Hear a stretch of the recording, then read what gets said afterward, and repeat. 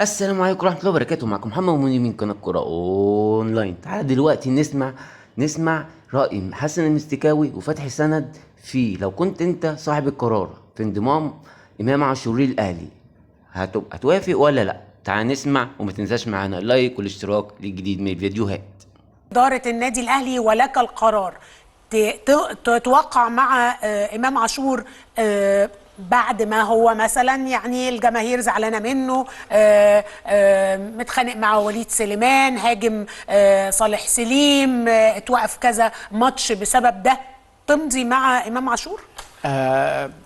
هو مش مجلس إدارة النادي الأهلي هو اللي هيقرر، ده كولر هو اللي مقرر إن هو عايز إمام عاشور يعني تمام. بس برضو في منظومة رياضية بتقول له والله بصي معلش يعني هو هنا القرار ممكن يختلف ما بين أنا مصمم على إن في حد تجاوز في حق النادي الأهلي أنا مش عايزه، وبين المصلحة الفنية للنادي احنا عايزينه، ومش مهم هو لعيب كويس وهو فعلا لعيب كويس جدا، لكن احنا عايزينه.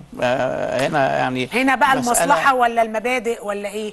يعني هنا المصلحة ولا بقى مسألة ولا عفى الله عما سلف وخلاص؟ كل حاجة يعني كل حاجة بقى يعني خلاص، وهو اعتذر 100 مرة ومش عارف يعني رأي حضرتك يعني.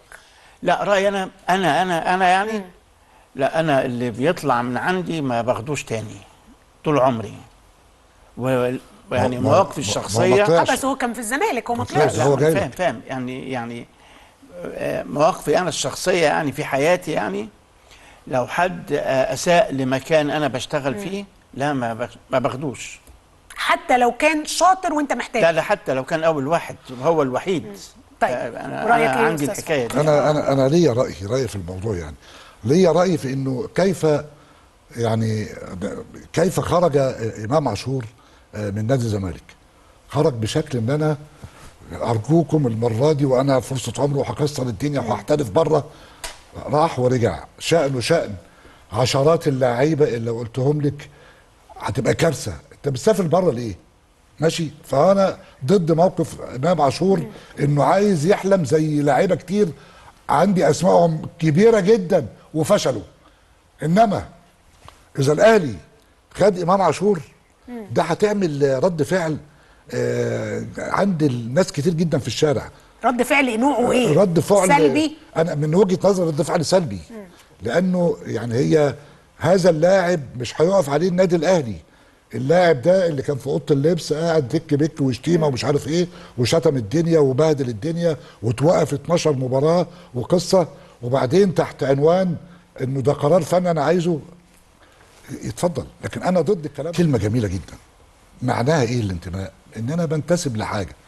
الانتساب ده او هذا الانتماء هو شعور جميل بيتحول بعد كده لسلوك، مش كده؟ يا اما بقى انتمي للنادي الفلاني المفروض انا بحبه، شعور جميل ممكن يتحول بقى شويه تدريجيا الى سلوك غير محترم يعني. فالانتماء لما دخل فيه الامور الماليه بسبب سياسه الكوره الخزعبليه اللي ماشيه بحسابات غير منطقيه وصلتنا للحاله دي. هفسر الكلام الجبار ده. حضرتك النهارده في اي بلد في العالم في نادي في دوري كل نادي يجيب 20 لعيب في الانتقالات الصيفيه مثلا؟ اقل نادي جاي في مصر النهارده 12 13 لاعب بس. ليه؟ مش نسال نفسنا ليه يعني؟ الكلام ده ماشي كده. سالت انا بندور يعني قصه السمسره والعمولات والكلام ده هي اللي بتدمر الانتماء. بمعنى ايه؟ ان انا باجي لحضرتك وانت سيادتك مديره فنيه كبير في اي فرقه، بجيب لك 10 لعيبه وبقول لك خديهم وهنظبط انا وانت في المسائل دي يعني. ده على فكره ده في الدوري المصري، وده كلام مدربين اصدقاء وانا حاسه. انتماء ايه بقى؟ اذا كنت انا صاحب المكان كمدرب وصاحب المكان كاداري جوه النادي وبتقاضى عمولات وسمسره، ما هو مش بس ما هو هنا ما فيش فرق بين الاداره